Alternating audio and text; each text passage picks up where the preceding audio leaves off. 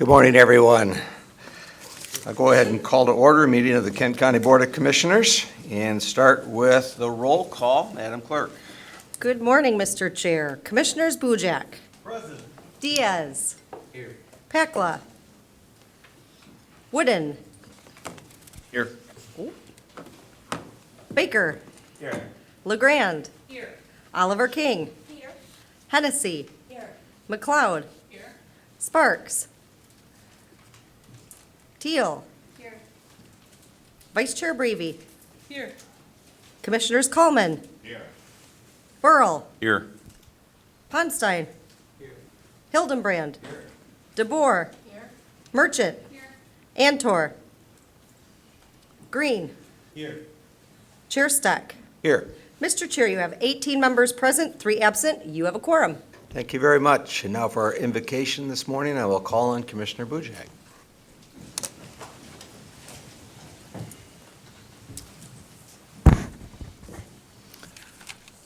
Good morning and welcome, fellow commissioners, county administrators, distinguished guests, and county residents.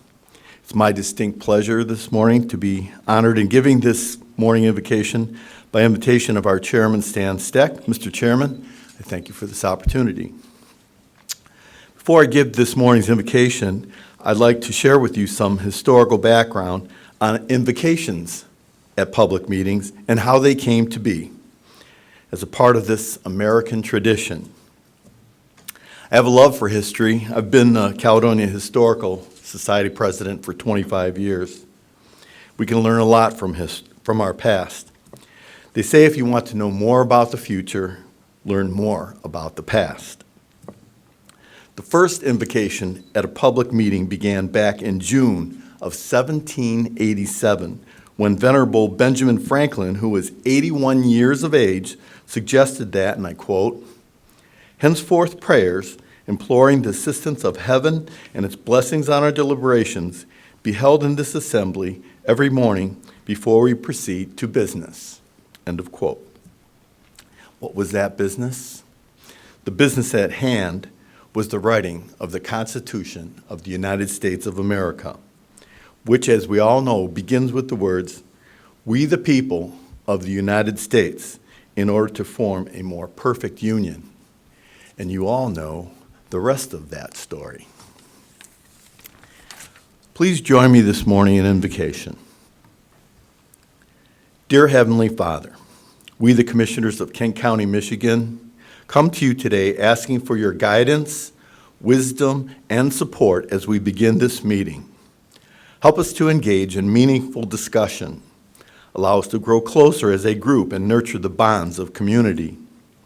Fill us with your grace, Lord God, as we make decisions that might affect us all and those around us. And continue to remind us that all we do here today, all that we accomplish, is for the pursuit of truth, for the greater glory of you, and for the service of humanity. We ask these things in your name. Amen.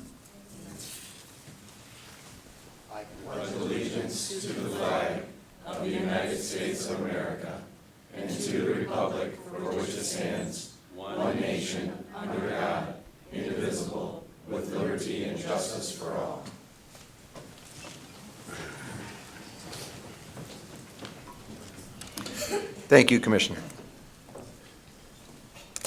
We'll now move to our special order of business, and starting with 5A, Matt Grosser is here to present on behalf of the Local Emergency Planning Committee.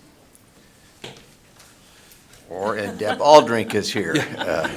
Right. So just because I was introduced first, good morning, Commissioners. Matt Grosser, your emergency manager. Really what you're here to listen to this morning is Deb Aldrink, who is from Fishback, Thompson, Carr, and Huber. She is the contracted person responsible for our local emergency planning committee. So with that, Deb, take it away. And I am the chair of the Kent County LEPC, so I'm here, Matt and I are here today happily to report on our accomplishments for 2022, 2023, the LEPC activities. So we start out with why the LEPC exists. In 1986, American manufacturing company accidentally released catastrophic amount of methyl isocyanate to Bhopal, India, pretty much killing all of their citizens or maiming them. So the United States took a look and said, what are we going to do here? So they took the existing law that was on the books, which is called the Comprehensive Environmental Compensation Liability Act, which is also known as Superfund. They amended that to say you need a committee, you need to staff that committee with resources enough to plan for such a thing like this and to respond. And then it also prescribed training requirements for our first responders. So that's why we've existed since 1989, and I can tell you with great assurance, Matt and I both, that as of right this moment, Kent County is in 100% compliance with Superfund, or the SARE, I mean. So our committee is made up of those particular resources: shelters, evacuation, road patrol, road commission, health department, schools, broadcast, a news industry. We have manufacturing, both food, we have general manufacturing and chemical manufacturing. We have pre-hospital transport, we have hospitals. And then our government is Ron Dreyer, our second ward commissioner in Kentwood. We have Grand Rapids Emergency Management, and again, these are all the people that would come together to come up with how will we do this, and this is what we planned. So that's our committee. They're all dedicated people. We also have subcommittees for these committees that kind of do the work behind the plan, so they might not be voting members, but we have quite a few membership in our subcommittees as well. So out of 731 reports every year, these people, our fixed sites, have to report on something called a Tier 2, and Kent County prescribes to Tier 2 managers so they can upload those electronically, and then we can pull them off. Out of those 731 plans, we actually do about 297 written plans. They're called off-site response plans that we distribute every year in July 1st, and then they go to 911 dispatch. They go to all the jurisdictions. We put them up on the cloud because of mutual aid, so everybody can pull those off. And I will tell you, we've had 3 near misses last year alone, and each time Matt's team immediately calls for that plan to see if there's a plan for that particular facility so that they could see if, why reinvent the wheel. We've already figured out what we do, where we're going to stage, what the weather conditions might be, et cetera. So those are the plans, and they're, like I said, they're distributed pretty widely throughout the county.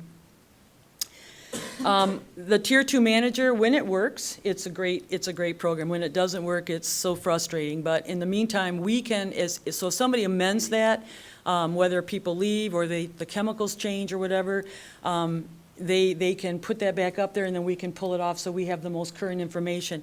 The other thing that we do as Kent County is we actually attach those Tier 2s because we only plan for something called extremely hazardous substances. But for instance, some of our chemical manufacturers will submit 220 pages, 4 on a page, of these chemicals that they have on their site. We don't plan for all those chemicals. We only plan for what we're required to. And then at least the jurisdiction that is the responding jurisdiction can pull that information to say, well, if it's not the LEPC-related emergency, is there emergency with other chemicals? And they would have that information as far as what kind of response that particular site would have and where it's stored and how it's being stored and what could have happened. So we're lucky to do that. Not a lot of counties do prescribe to this. So I told you we did not have any reported releases. People have to report to us if they have over a certain quantity that they release, but we had 3 near misses. One was where they were working on an ammonia system in a food manufacturing plant, and they had a little blip. So they go ahead and they notify us anyway, but then when they do their calculations, they come back and say, oh yeah, it was under the 100 pounds of anhydrous ammonia. We didn't need to report to you anyway, but we did. So, and we're happy for that because that way we can stand by, our jurisdiction can stand by, our hospitals can stand by. We had another one with an adhesive manufacturer, usually 2 chemicals that come together. In this particular case, they added one that was too much and the other one, so they had like a release where they just kind of kept it there, but we had our resources staged just in case it escalated. And then the third one was another chemical where they mixed 2 together and made an extremely hazardous substance, chlorine gas, but because they don't have chlorine gas in ton cylinders, we didn't plan for that particular thing, but we did have a plan for that site. So we had 3 near misses, but we didn't have any that were reported as far as anything that was over the limits. So we have a website, and our website actually, according to my committee, is pretty good compared to other counties. We are in the middle of updating them, looking at, seeing how we can increase our activity. Some of our brochures haven't been updated since probably the early 90s and 2000s, so we're in the middle of upgrading that. And then we have several subcommittees. One is the industry outreach. We have a seminar every year that gets between 110 and 120 people every single year, and this will be our 17th year of doing that. Amway always gives us a room, and the 1 or 2 years that they didn't, Meyer stepped up and gave us a room. Univar and Gordon Foods cater this, so they get breakfast, they have door prizes. And this year it's going to be called Transportation, What Could Go Wrong? And so we're going to have people talk about how to load and offload chemicals and then what happens in your parking lot, et cetera. So these things are really well attended. They're free of charge for our community. And so everybody, and then that way too, we like it because then people can get to meet the first responders. They get to see who they're calling on 911, for instance, and what to expect, what happens when everything rolls. We have a plan review subcommittee, which basically the offsite response plans are being written by Fishback. We have a military computer-aided design person that does a great vulnerable zone. Part of these plans is that once we decide to see what we have, what can it become, and where's it going, we figure out where's it going, so we come up with this zone and it's plotted, and then what's in that zone that would be difficult to evacuate, daycares, hospitals, schools, nursing homes, things like that. What would we need extra resources for? So that zone is then communicated. And of course, the zone might change during the first response depending on the wind, but it at least gives everybody an idea. For instance, we have one area where the zone has probably 20 churches, so if it happens on a Sunday, it could be very challenging for that first response team.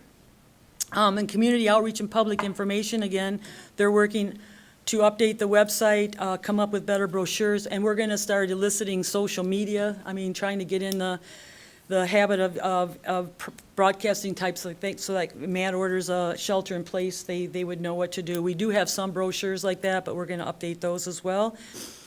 We do an exercise every year. Usually it's a tabletop, just respectful of people's time.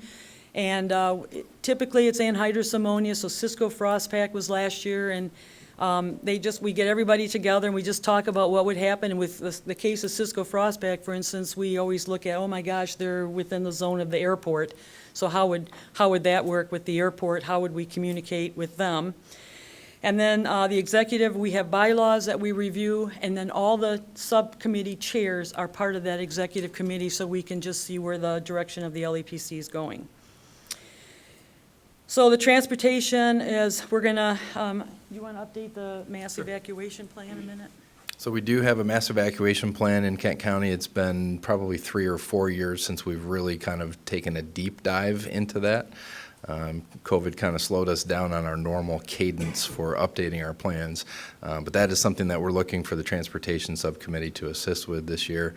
Deb mentioned incidents in proximity to the airport. The airport's unique and it generally has one way in and out from 44th and Patterson. There are other gates that are around, and so those are the types of things that the Transportation Subcommittee would be working on, how to get buses in from a different direction if we had to, and those types of things. And then, let's see here, so the egress routes, yep, so that's that.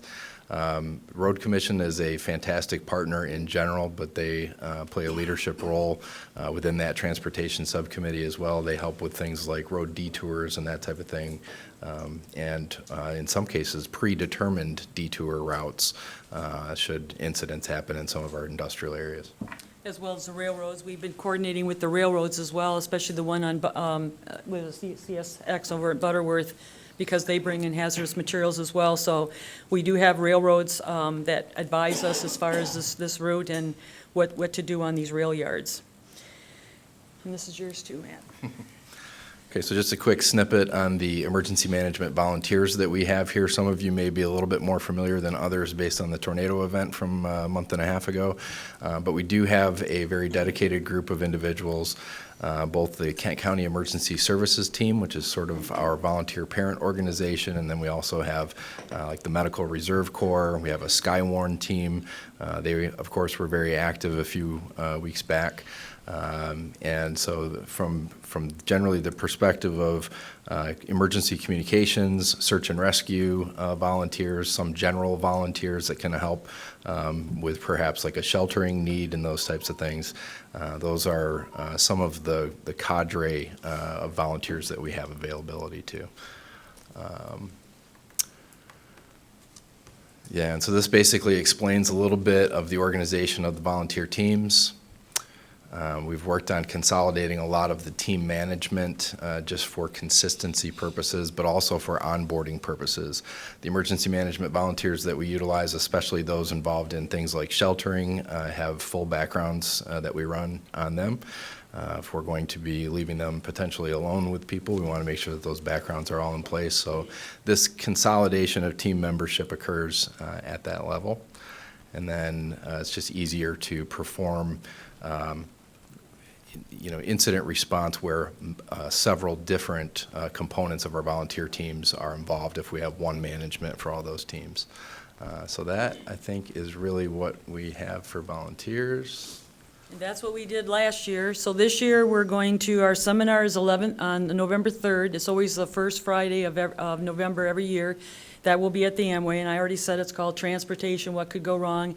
That's, each of these plans, we've done things like how to shelter in place, what happens if chemicals spill in your loading dock, how do you keep it from going into storm drains, things like that. So it's, this year it's going to be more offloading and loading, and what happens if, somebody overturns in front of your building and it's coming in, how do you turn off ventilation systems without starving your boiler and things like that. So we have that coming up, and those invites just went out this week.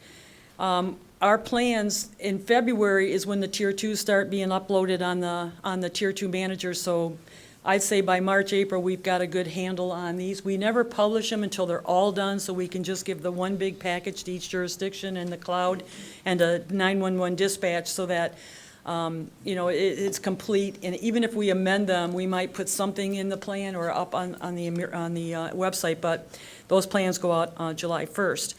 Community outreach, we've already met. They're already coming up with social media to be used to distribute information as staying safe. We've used things like placemats in restaurants. We've used billboards. We've used trifolds. We've used, these seminars. We just need to get that out, basically because most of the orders for a chemical emergency is to shelter in place. A lot of people don't know how to do that. Every year we will plan. We have plenty of volunteers to work with us to plan like a tabletop or a full-scale exercise, because they have to exercise their in-house plan too, and they just want to see if it works and if their sheltering is working or their evacuation routes are working.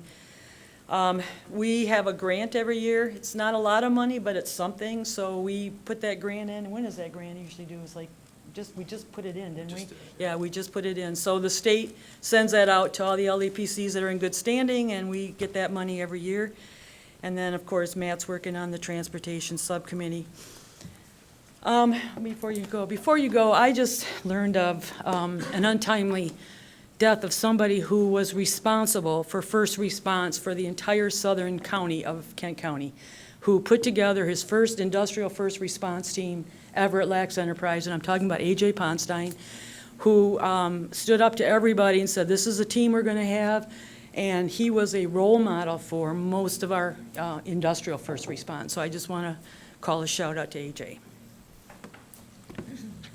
All right. Are you ready for a few questions? If we Yes. have any, all right. Thank you so much. Any commissioners have any questions or comments? Commissioner Diaz. Thank you, Chair. Thank you for this presentation. It recalled, unfortunately, a couple of different things that have happened around the country, and even here in the state this past year. So with that specifically, I'm curious about whether you all have any concerns with the state of our tracks, railroad tracks here in the county.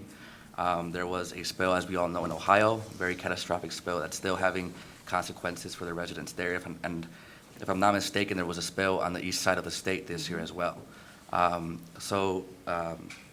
Do we have an idea of the state of our tracks here in the county? Are we not worried at all? Do we have a plan if that were to happen here? So it's ironic that you bring this up. I literally yesterday was looking at the MDOT bridge infrastructure interactive map, looking for things just like that.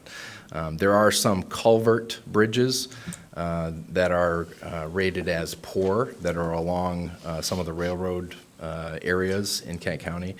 We actually dealt with one of the railroads in kind of the southeast portion of the county about a year ago, trying to get compliance to get some of those things fixed. So those are things that we watch and we do look for. We try to stay on top of to make sure that really any of the transportation sector are maintaining their own infrastructure to the extent that is needed for safety.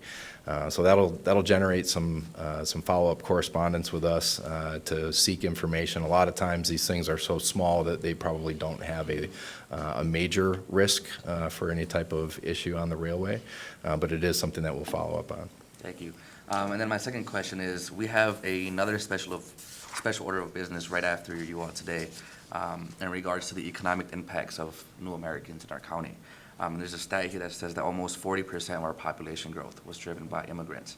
And just speaking from personal experience, when I was working at the largest credit union in the state for the past couple of years I had the experience of working at probably the most diverse branch in the city. And in their branch, we helped people who spoke all kinds of different languages, English, Spanish, Cantonese, Mandarin, French, Swahili.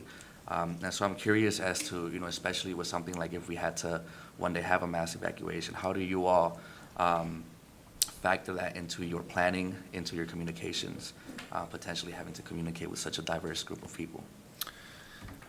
There's a lot to this answer, and I'm going to try to make it as succinct as possible.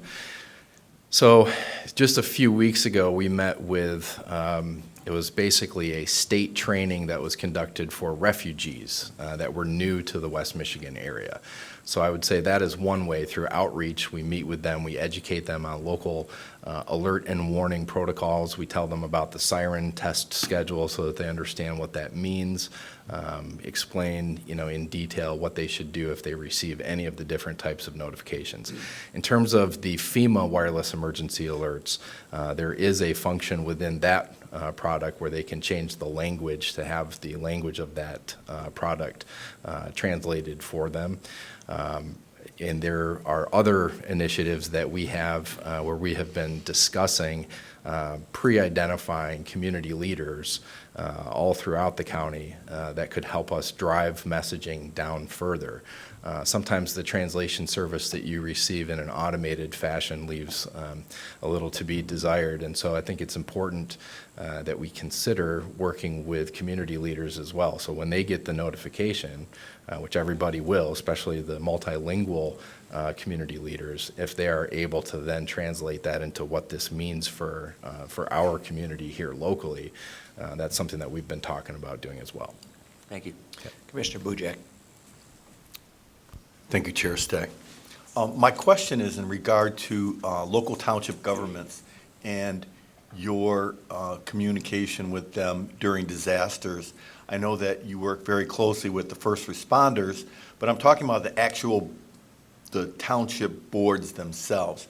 I was the Caledonia Township Board of Trustees 2000 to 2008, and I felt there was inadequacies there as far as how the board would react to a natural disaster. So, for example, when we had the tornadoes here in Belmont, the county immediately had a reaction, and they had a call for the Board of Commissioners to come together to support a resolution supporting any financial assistance that might be necessary for supporting, the whatever would be necessary to, and declaring the disaster. So local township boards really should, at the time of a disaster in their community, be convening also at the same time, ahead of or with the county to declare a disaster so that they can put financial resources together for that emergency, because you'll have all kinds of volunteer firefighters who are now being called to duty, and that wasn't part of the budgeted plan, and they're working overtime, so there has to be some declaration of, additional funding from the general fund to support that activity and any other supportive things that might be necessary. For example, declaring, township properties safe havens or, emergency shelters for citizens, and how to work with you guys in that regard. And I wanted to know, do you have a plan that, with each township in that regard? So yes, and again, that was a lot to the question. I'm going to try to be really respectful of time here. So each community within the state of Michigan that has 10,000 or more residents is required to declare, raise their hand and declare what they're going to do with emergency management. We call it a local support plan that we have with each of the townships, cities, or villages that have more than 10,000 people within Kent County. Currently, Kent County has 15 of those. Plainfield and Alpine both have one, and they were the areas that were hardest hit from the tornado event several weeks ago. And so we already had plans in place for those communities. It dealt with speaking directly with the township supervisors, superintendent, if you're speaking of Plainfield Township. But we were in direct communication with townships from the very get-go, not only for operational response related issues, but also for the recovery side.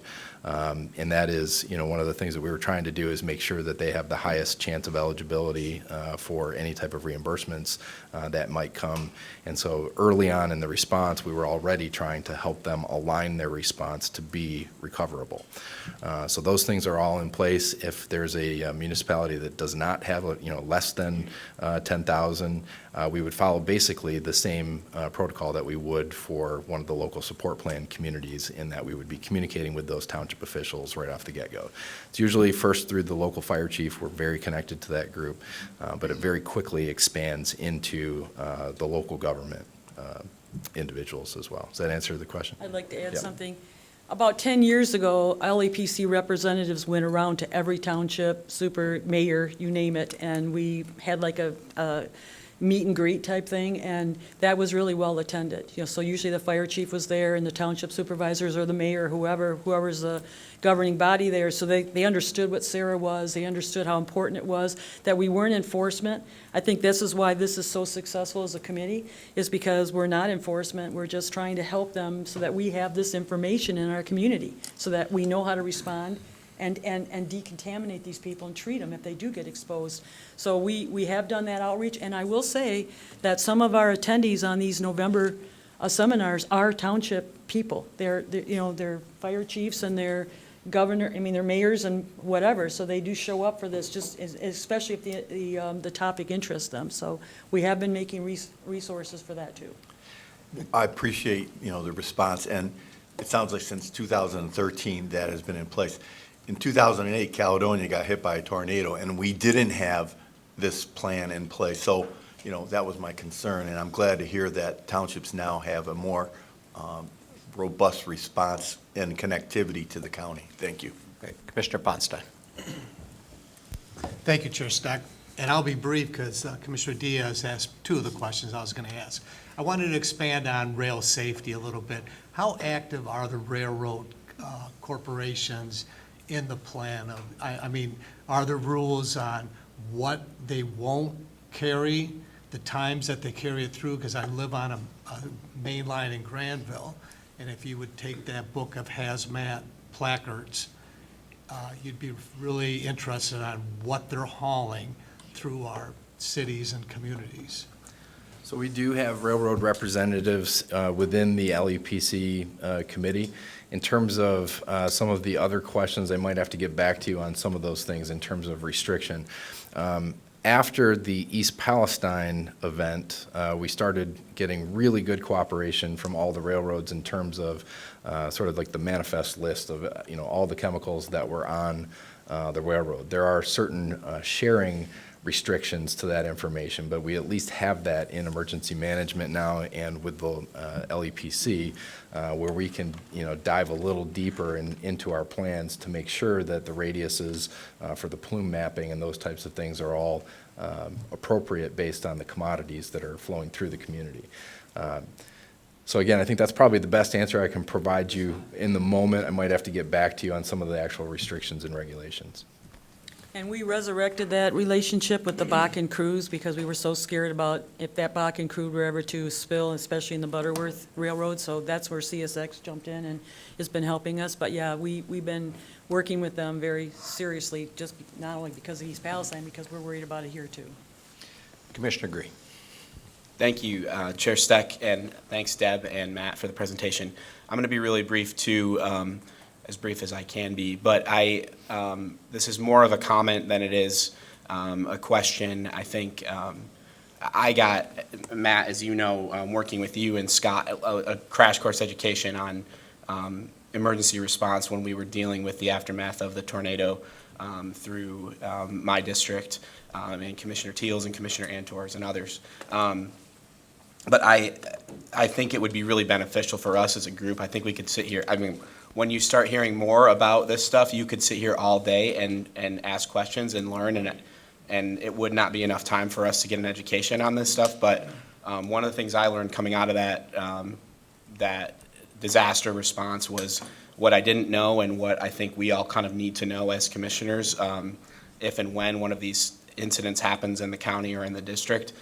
So all that is to say, I think it would be really beneficial for us to schedule some time to meet as a group and get some education on these issues. There's a lot of stuff that I have kind of pinned coming out of those conversations, and stuff that we kind of, I think there's room for us to work on some stuff as commissioners in cooperation with emergency management. So I'd really encourage us to take a look at that. I know we've got a lot on our plates right now, that never stops, but I think it would be really valuable. I don't, this is kind of cliche, but I don't want to wait until another larger scale incident happens that we're a little flat-footed on for us to have those conversations. All right, Commissioner Oliver King. Thank you for today's presentation. This was very informative. I'm just curious, and again, this is due to my ignorance here, in that do you also include responses as it relates to shootings? Across our nation, we have multiple shootings. Michigan has been highlighted around a number of shootings. Does emergency planning include incidents like that? So I got to kind of separate the two of us on this answer. I do in the emergency management side, and certainly the sheriff does. Deb is here really representing the contract that we have with her firm to run the local emergency planning committee, which is more specific to facilities that handle extremely hazardous substances. Okay. But we did have an exercise at Michigan Turkey Producers where we had active shooter shoot the ammonia system. We thought that would give the responders a really good idea of what, all of a sudden now they're going after a shooter, now they're going into an ammonia cloud with the wrong gear. So we did do that a couple years ago, and that was quite exciting, to say the least. And actually, the exercise this year was similar in nature. It was an active shooter incident that involved a hazardous material as well.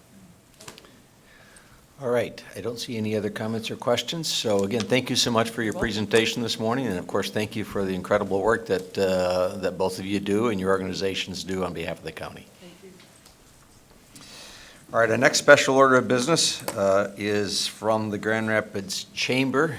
And I see Andy Johnson is stepping up and Rick Baker brought the big guns today.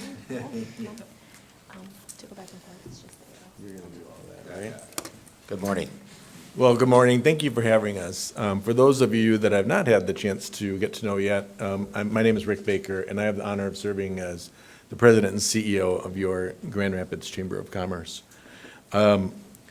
One of our top priorities and the priorities of our business community is addressing the talent gaps for our region and to make sure that we are continuing to grow and prosper and be a thriving community. And a key challenge to that reality over the next decade is the volume of unfilled jobs that will continue to rise and the demographics that are working against us as a community. So we have identified that one way to address these issues is through immigration. Inspired by the Kent County Welcome Plan and its goal to maximize the economic potential of new Americans, the Grand Rapids Chamber's CEO Council is working to provide leadership on immigration to support our prosperous future. We believe creating a welcoming community for new Americans and refugees is essential to the future growth of our community and businesses in our West Michigan region. Our initiative has three components. It's a new partnership with Global Detroit and Grand Rapids, or Grand Valley State University to bring two programs to our region: the Global Talent Retention Initiative and the Global Entrepreneur in Residence Initiative. With that partnership, we have now staff in our community doing some of the work that Global Detroit has been doing for many years in that region. We have relaunched our Michigan Immigration Compact. We launched initially in February of 2020, and as you all know, the world changed quite a bit, and attentions went elsewhere. And so we've relaunched that initiative with a business coalition around the state to emphasize the importance of immigration reform. And we've updated the new economic impact report that was part of our initial welcome plan work with Kent County. We were excited to release the updated report back in September. In partnership with the American Immigration Council, this new report underscores the crucial role immigrants play in our region's labor force, business creation, and consumer spending power. The CEO Council hopes that this data makes it clear to the business community and policymakers that immigration is a force for good and a real solution for workforce needs. Our commitment is to spread the word about the caliber of these contributions to other business leaders, inspire them to act, and share our successes. And that's what we hope that all of you will do as well. Take what you learned today and share it with your colleagues, our federal officials, engage them in this issue and discuss how they can support new Americans and our businesses that want to hire them. It will make our businesses and our community stronger. I'd like to turn it over now to Andy Johnston to present a summary of some of the findings from this updated economic impact report. Thank you, Rick, and good morning, everyone. My name's Andy Johnston, and I serve as the Senior Vice President of Advocacy and Strategic Engagement for the Grand Rapids Chamber. You have a really colorful executive summary of the report in front of you. There's a 38-page report that links to. We're not going to go through all that. We're just going to hit some of the highlights, but encourage you to dive deeper if you'd like. Here's the facts. The number of major U.S. metros that grew without immigrants between 1970 and 2013 is 0. And we are no different. So we want to grow. We want to continue to create that thriving and prosperous West Michigan, and new Americans are a part of that. In updating the study, we have the data to back that up. 38.2% of the total population growth that we experienced here in Kent County was due to immigrants choosing to make our community their home. When they're here, they're providing a lot of spending power and tax contributions. $1.7 billion in total household income. That means a lot of taxes for you all to spend on your priorities, and for the state and the federal government as well. Immigrants are also more likely to be working age in Kent County. You can see the data here. And then when it comes to our workforce, while making up about 9% of the population, they have a bit of an outsized effect on our total labor force, and particularly in STEM, which you hear from the Right Place and others that this is where we need to go in the future to have a thriving business community. And then in terms of key industries in Kent County, I know it's no surprise to many of you, but these are the top industries where we see new American workers: agriculture, construction, transportation. Wholesale trade, I think that number at the bottom, which is reinforced on your executive summary, is key, that new Americans help preserve jobs here in West Michigan, and in particular 2,600 local manufacturing jobs. And they're supportive to our social safety net in contributing to Social Security and Medicare. So what are the takeaways? New Americans don't take jobs, they help create and support them. They don't take tax dollars, they help generate them. They're not a drain on the social safety net, they help support it. That's the big takeaway. And we need to do a better job of welcoming our new Americans and making it possible for them to come here. So that's what we want to share with you today. That's the message we want you to take away. This report also showed that we have work to do.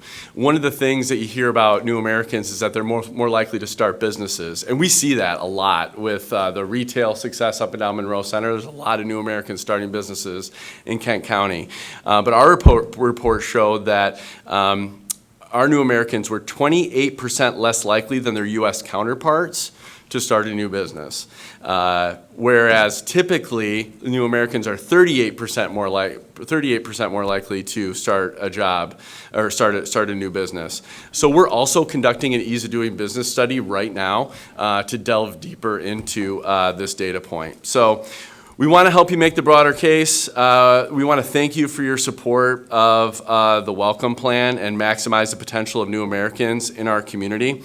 One of the things I think Rick and I, the reason we love our job is trying to connect people with opportunities, help businesses grow so that businesses can create more better paying jobs. And the competition is fierce amongst other communities. All my counterparts in metro chambers around the country are talking about population growth. If we can succeed in these efforts, we will beat that competition. And we're hearing member stories all the time. I got a call from Gyra Metal. They have an employee that their husband can't come back from another country. Have another member company in construction. They have a Venezuelan employee who they say is their best employee, who came to Grand Valley State to learn English, who already had advanced degrees, got an MBA while he was learning English at GVSU, but then because of inaction and bureaucracy at the federal government, was told that he couldn't work when his documents expired. And he was an engineer, so he looked on the website and said, oh, if you apply, you'll get this in 8 months. Well, federal government didn't follow through on that. Those are all things that we can improve. We're also having a meeting with the Liquor Control Commission tomorrow to talk about how we can get more communication into different languages to make it easier to start a business. So these are all things we're working on. I'm really hopeful we can come together on solutions. If you want an idea of how difficult this system is, this immigration system is to navigate, go to the Cato Institute. They Google Cato green card game. I hate that they call it a game, but you can pick who you want to be and see if you can get into America. We have it legally. We have not updated our immigration policies in 30 years, and it's very difficult to get here. So that's part of the conversation we're having with the federal government. So to wrap it up, I'm under still by 2 minutes. We don't really care from a business community how you come to this conversation. If it's the data that inspires you, if it's the personal stories, if it's a family story or what, we just want you to see new Americans as a force for good here and help us as we're trying to leverage what can be a critical asset for our community. Thank you. All right, we may have some questions, but I'll first acknowledge you for coming under 10 minutes. That is worth noting. Especially for me, so thank you. Yeah. That's because I warned you beforehand. All right, Commissioner Antor. Thank you, Chair. Good morning, guys. Morning. Thanks for the presentation. Andy, you mentioned new Americans, and I like that, but that's different than just people coming into the country. Are we separating legal from illegal? Because right now our border is a mess. And so I want to make sure that we're encouraging and rewarding people that come here legally, whatever that looks like. And I like the term new Americans, because without our sovereignty at the border, we will have no America. I want to separate that and make sure that we're clear on that. And my only other question is, it seems like everybody's got help wanted signs out. Nobody can find workers. Are we replacing people that just simply don't want to work anymore, that have just decided they're not going to work, with new people coming in to fill voids that really should be taken by people that live here that, for whatever reasons, they've opted out of working now? I'm just wondering if we're addressing those issues. Yeah, Rick can correct me, but if you view our immigration compact, we talk about having a secure border. We're operating under the assumption that if we improve the legal pathways to getting here, we may help solve some of those border issues. That's the short answer. I'm happy to talk more about that, and we definitely want people here to create those legal pathways. In terms of filling jobs, we have so many jobs to fill. We're doing other things we can do to increase labor force participation around childcare, criminal justice reform, a bunch of other tactics. we need new Americans and then some to fill these jobs. So I don't think we see it as a win-lose scenario. Yeah, and I've personally seen people that come to this country to work are some of the best workers we have in this country. There's no question about it. Their paradigms are different, and they just come here thinking this is a land of opportunity. So And I have so appreciate much people- hope hearing from business leaders, that some very conservative business leaders saying, how do we fix it? I need people, right? I want people that want to be here, and there's so many people that want to be here and do it the right way. Absolutely. Okay, thank you. All right, Commissioner Diaz. Thank you, Chair. Thank you, Andy and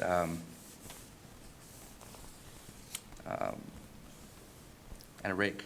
Thank you for the stats and the facts that you laid out. I think you couldn't have put it any more clearly. The presentation means a lot to me because I am a son of immigrants. I'm a first-generation United States citizen. And I myself, when I was a kid, worked in the fields to the north of us, picking our food. So this means a lot to me. I agree with you that we need immigration reform at the federal level. The first place we could start with is stopping the blockade of Cuba and Venezuela so that we're not having this mass migration of people coming to our border. And so I hope that that's something that you could bring up when you're having conversations with the federal level. But if I may, I'd like to bring the conversation a little bit more closer to home. I'm curious as to what types of policies you all think need to be implemented at the state level, and then more specifically at the county level to support immigrants and the stats and the facts that you all laid out. Whether that be things like, the Drive Safe bills, raising the minimum wage, updating our child labor laws. I guarantee you all that if Michigan was the first state to create a universal single-payer healthcare system, we would have people flocking to this state. And there's also potentially legislation moving forward at the state level that will give more local control to local government. So what types of things are you supporting at the state level that will help immigrants in our county? And then as we hopefully have more control given to us by the state, what types of things do you all suggest we should be focusing on here at the county that would help the situation? So at the state level, well, first locally, I think the welcome plan work, really doubling down on that, doing the outreach. It was really inspiring having some of the focus group meetings with the sheriff and some of her teams. Just having those conversations is so critical. So let's really focus on that welcome plan work. The work with Global Detroit is a product of what programs we support at the state level to try and keep international students here. Somebody once told me, be careful the first job you take because it can turn into a career. I'm here after 18 years, like watch out, and so how do we keep those international students here and create that? And so there's a number of programs in Global Detroit that we're trying to get, we've gotten to the second year of funding through, and we want to keep those programs going under the auspices of Office of Global Michigan. There's the Drive Safe legislation, we've been a part of those discussions.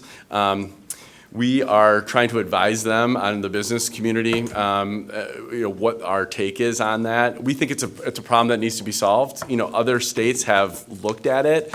There's a lot of controversy, though, still, that needs to be worked out on that. So there's a number of policies I think we can support. I don't know, did I miss any, Rick? I'm trying to think if I missed anything else in your questions, but. Local level. What's that? What things should we focus on at the county level to? Oh, yeah, that's the welcome plan work. I really think that that's key. And then I also think, too, we are so fortunate. One of the things I think is an asset for West Michigan is our refugee resettlement organizations. Tomorrow, the Refugee Education Center is having a breakfast. If you're not familiar with what they do, it's so impactful for the kids of refugees that are coming here, and helping those nonprofits succeed and do the work that they do. And creating those critical links with businesses, I think, is really important. Thank you. And then just lastly, I have the honor of having the headquarters of the West Michigan Hispanic Chamber of Commerce coming to my district. And so any way that I can coordinate both with them and with the Grand Rapids Chamber, please let me know. Thank you. Thank you. Commissioner Green. Thank you, Chair. Thank you, Andy and Rick. Briefly, I just want to say that I want to continue on this work. I don't have a story like Ivan's where I'm so close to being first generation or second generation New American, but I only have to go back a few generations to Beaver Island, Michigan, where you had my ancestors, coming as New Americans from Ireland. So I think we all have stories like that. My question really specifically is that one statistic really stuck out in my mind about the New Americans in our community being less likely to start a business than New Americans nationally. And is that specific to Kent County, or is it the region? And is there any indication of why that is, and maybe what we can do to rectify that? Yeah, that was one that really stood out for us too when we read that, especially being a business organization. We're like, okay, this is something that we can tackle. Like, what is the issue here? So that one really shocked us a lot, and are having follow-up conversations with the consultants. That is, I think that's the regional number, because what we did do is look at Ottawa County as well, because they had just done a similar study using the same partners, and so we were able to take the two studies and kind of combine them to create a regional picture. And I think that number is actually a regional one, not just Kent County, but I'd have to look for sure. But that was one that really jumped out as too, because it's such a difference from our counterparts around the country. Yeah. Much like your organization, I am a strong believer in the entrepreneurial spirit. So whatever we can do to, foster that, whoever it's coming from, that's great. So thank you very much. All right, Commissioner Baker. Yeah, first of all, I want to thank you so much for taking leadership on this, and, the short message that you had, other than the benefits of it being short, I mean, that's the message. I mean, you picked out the three things that we hear often about, concerns about immigration, and debunked them immediately, and it's very important. Al and I were at the West Mission Asian American Association gala last night. If you take away the economic and social impact of the persons in that room, this would be a much less significant community. And the same with the work that I do with the Hispanic Chamber of Commerce.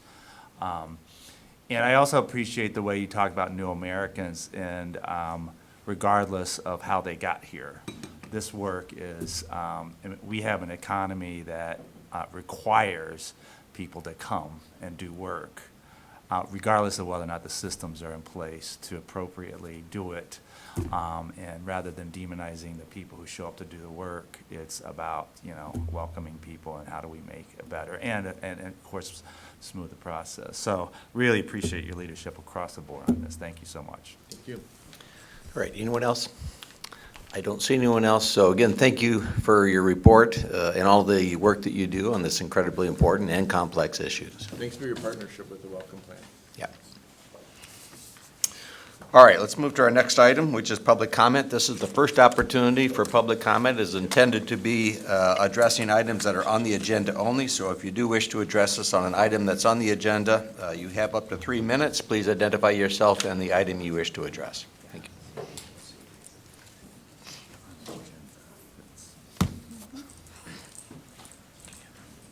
Good morning. Good morning. Good morning, Chairman Steck and commissioners and staff and others. Again, my name is Daniel Allen Scott. My real identity is I'm a follower of the Lord Jesus Christ, resident of Kent County for most of the past 50 years. Thank you, Chairman Bujek, for your invocation.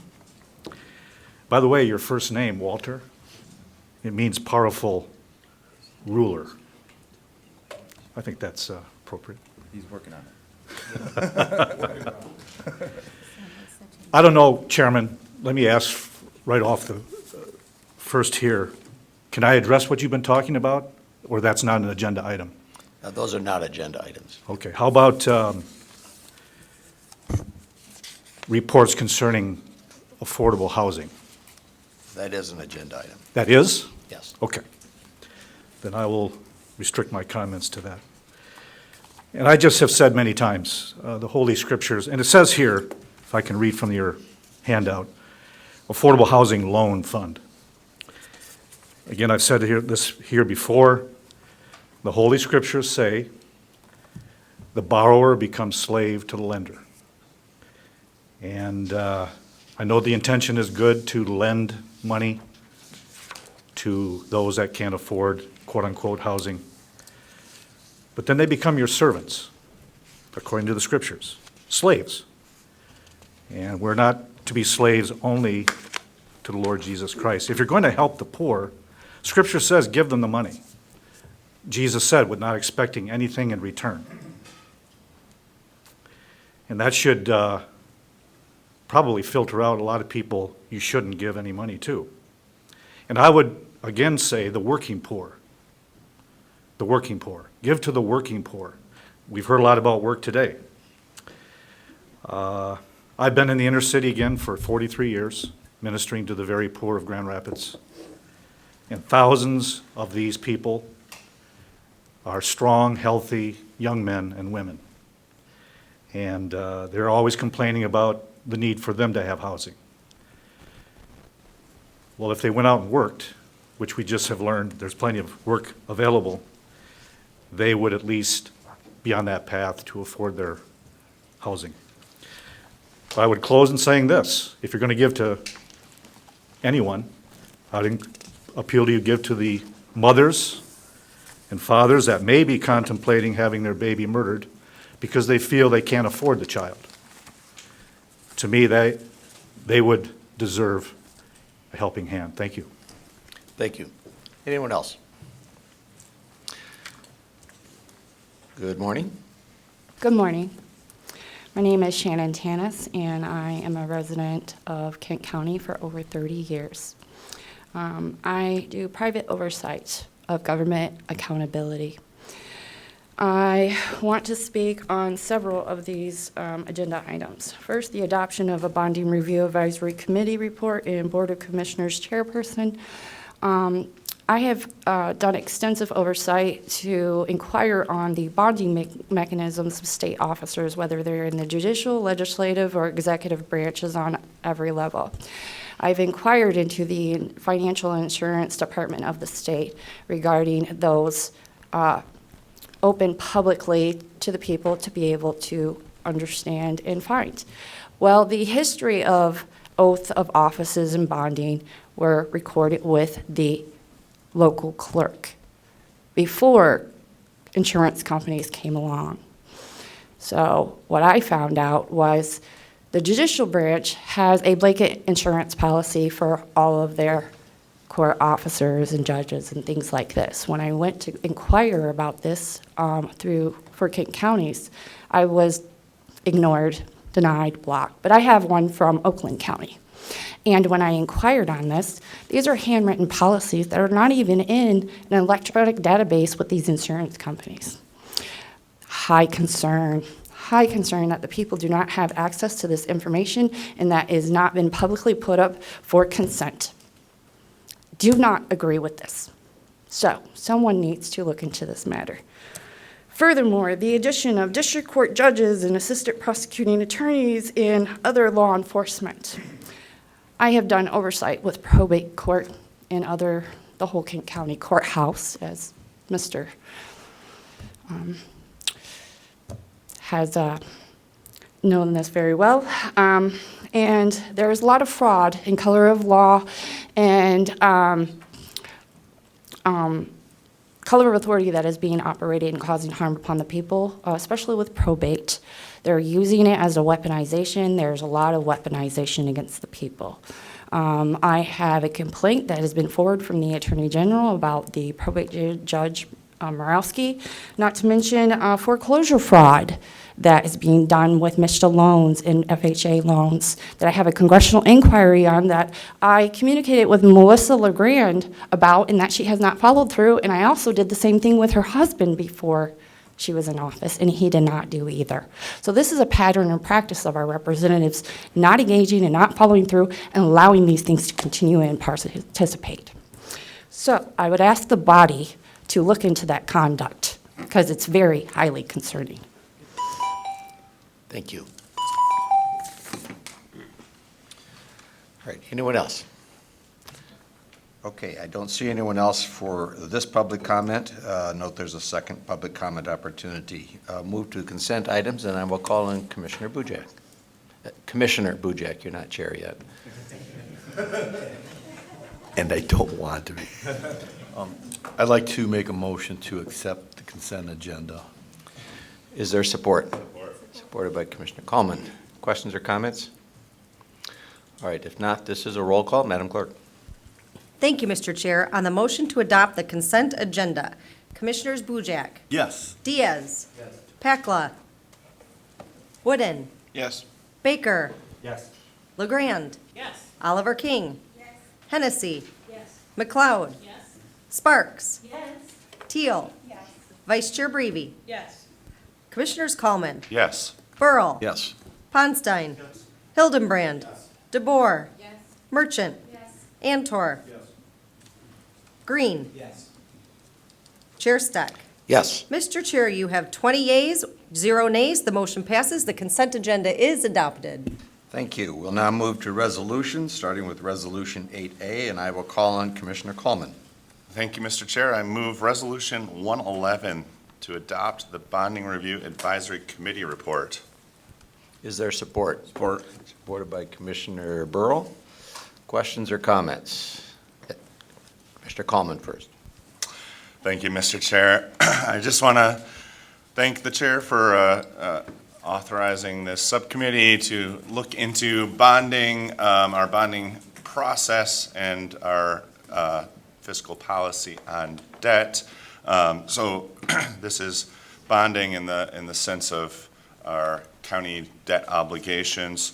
I want to also thank those who joined me on this committee, Commissioner Green, Commissioner Baker, Administrator Vandenberg, and our Fiscal Director, Dode, and thank you for the participation. So we looked at the policies and the process around bonding, and you have the report. I would encourage my fellow commissioners to not be too scared by the length of the report. Really, the substance of the report is only about 3 pages, and then there's a lot of supplementary information if you're interested. But the core findings, we found that we compared our fiscal policy on debt to some other counties and to state level policies throughout the country. And we also looked at the process and found that the process is really kind of the next step to continue to improve our decision-making process. And so the details are in the report, but effectively, education, making sure that, commissioners and the public have access to just some information on terminology when it comes to county debt, because it's very different language.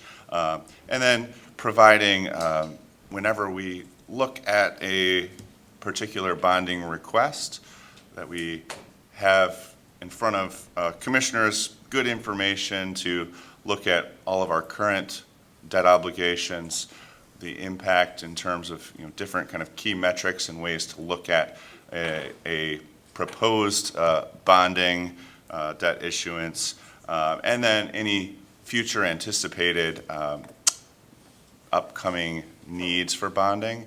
And we as the subcommittee think that will be a great step to helping the Board of Commissioners to improve our decision-making process. So thanks for the deep dive that the whole subcommittee went into. I enjoyed it. I'm not sure everybody enjoyed it as much as I did, but thank you very much. Commissioner Bujak. Thank you, Chair Steck. I'd like to thank the committee for their work, recognizing that education, especially for new commissioners, on bringing us up to speed with terminology and how these bonding processes work. Very important as a new commissioner, and then there are many new commissioners on this particular board. It's important that we have this kind of information so that we can be better informed when we look at these issues. And I was also impressed with the report in finding that there are only a handful of counties in the United States of America that have AAA bond rating, and Kent County is one of them. So I think we're truly blessed to have the fiscal responsibility and a team in place to assure that we maintain that AAA bond rating and that we continue doing business as we have, which is fiscally responsible. Thank you. Thank you. Anyone else? Tony? All right. Commissioner Baker. Yeah, I just wanted to thank Commissioner Coleman for the extensive work. The Appendix B has, the kind of information that we would want when we make a decision, but the rest of this was the research of Commissioner Coleman, and to the extent that I enjoy learning, I enjoyed participation on this. I probably wouldn't have signed up for this class, but but it was a great opportunity to kind of learn about this, and just the idea of the debt. I mean, it was just a really good discussion, and basically the best place forward is to make sure that we always know where we're at and where we will need to be, so we don't make decisions now that might harm, necessary decisions in the future. So anyway, just appreciate the work that you all did. Commissioner McLeod. Thank you, Chair. So I'd like to also thank the subcommittee for working on this. I think that the recommendations that came out of this report were very helpful for those that, are not as engaged in the process of securing bonding for various projects. So I did want to ask, though, there's some really good recommendations that came out of here. How will these recommendations be implemented into our current policy, as well as the process that we are hopefully will be moving towards as we engage in bonding funding moving forward? So assuming that this passes, those recommendations will be passed over to Administrator Vanderburg for making sure that they get incorporated into our processes going forward, unless you want to add something to that. Just that we're not recommending amending a board policy. The committee didn't recommend that, but we are recommending changing the procedures. So we will do that and report on that once we have that done. Thank you. That's helpful. And then one follow-up. So in terms of the educational part of this, which seemed to be a big part of this, of the recommendations, that the education, not only for the commissioners, new and returning, but then also the community as well, will the commissioners be able to provide some input on how that, might look in terms of, how that is shared more broadly? Because I do think that that's a really key part, is that everybody having a good understanding of, the boundaries that we have to follow with state guidelines, but then also how are we making sure that everybody understands that when we engage in additional bonding, what that means more broadly, because I don't think that that's always clear, like how it's actually operationally done. We had discussed having one or two, see what we can do in one work session of the board, and then add another if we need to cover more ground. And then obviously we can make those available and then decide on a communication plan after that. And certainly encourage the contributions from all commissioners as we get into those processes and we're dealing with actual bond issues. So. All right, anyone else? If not, I'll join my colleagues first in thanking the good work from Commissioners Coleman and Green and Baker. Thank you for doing that. As was at least suggested, this may not be the most exciting kind of work that we do, but it's critical. Frankly, it's easy for us to say we get AAA bond rating on our debt, and we are borrowing so far below the state level, we don't need to do this. But it is always prudent to be careful and thoughtful and to set appropriate structures in place to assure that we continue to do that. So thank you for that work. All right, if there are no other questions or comments, this is a voice vote. All those that support the motion say yes. Yes. Those that oppose say no. It is approved. Thank you. All right, we'll move to item 8B, and I will call on Commissioner Teal.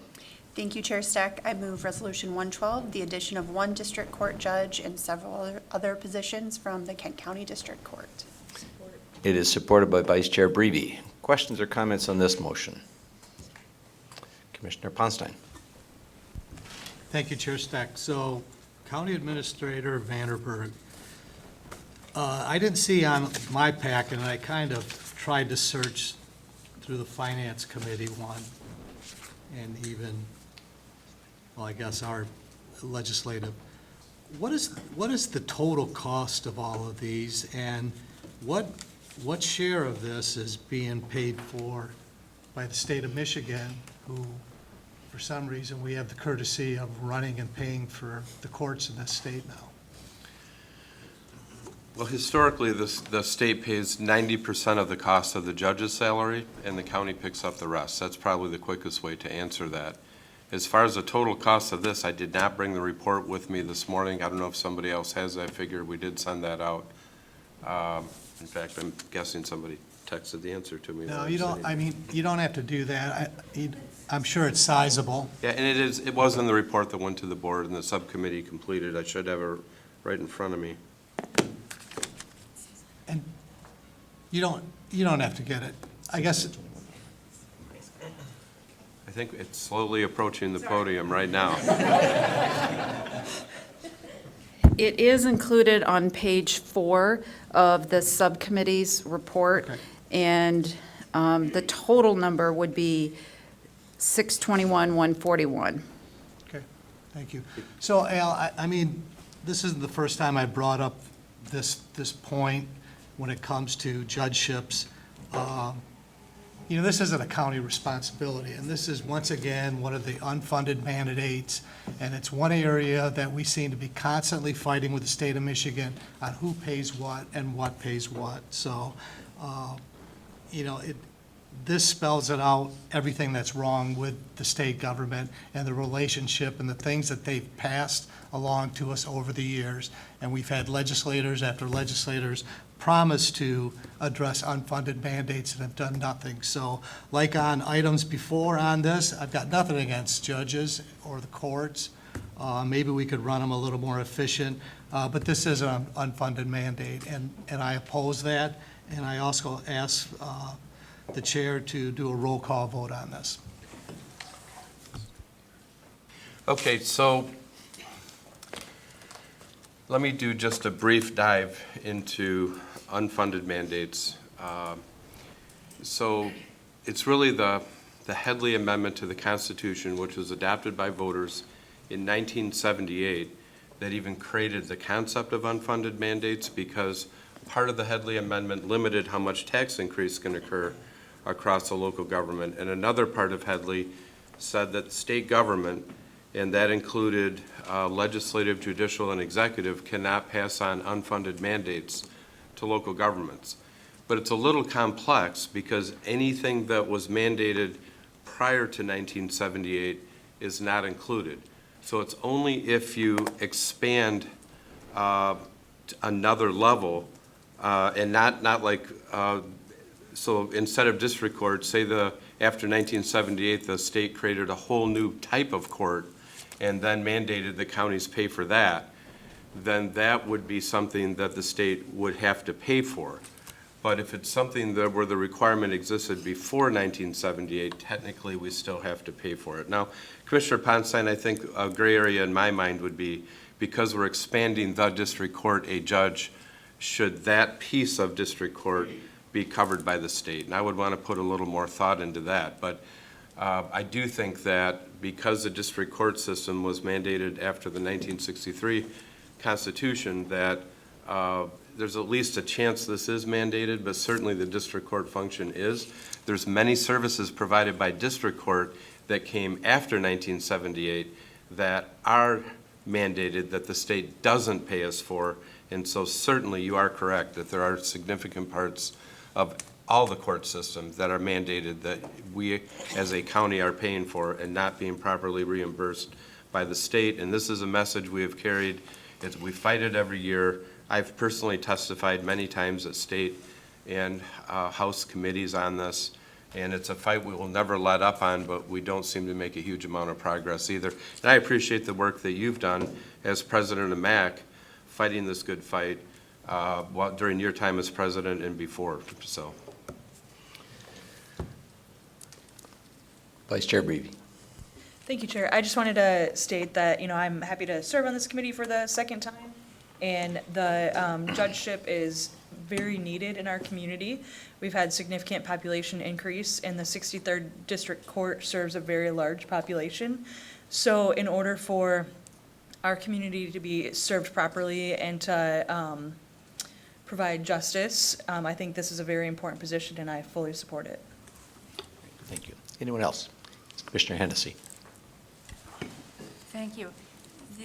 One of the sections that gave me pause was calling for some facility improvements. Given how really new this particular building is, and that I would expect that we would have anticipated there'd be a future addition.